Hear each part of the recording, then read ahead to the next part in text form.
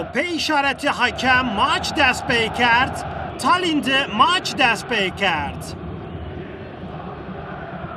Gökhan Gönül, kışta çepti Selçuk Guret, pası xuda, umut xutada, da pro şivrare kalevon. Pariko xu kerder go gut tepişt. Caner pe gut şeno, Caner kot zerre, Caner verte xu kert, yo sarı o gol! Umut buluteşt, Türkiye Tallinn'de ya sıfır kat verni, Caner verte xu kert, o umut bulut peysarı zafrın guter şavut kala, be ya sıfır. Gökhan Töre, ya çalım, da pro kalefon eşteber. Fatih Terim yen o ekran.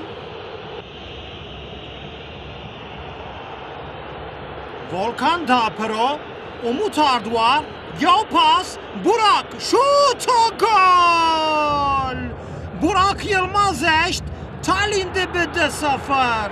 Takım o milli 1-0 kart verni, Umut, Gökhan, o Burak Pellinga raşt guter şavut kala, 1-0. Selçuk verte xu kert, ya sarı gut şiteber. Takım o milli benizdiya gola hireyin, labeli nibe. Taç erziği, ya verta, defans, ya şut şiteber.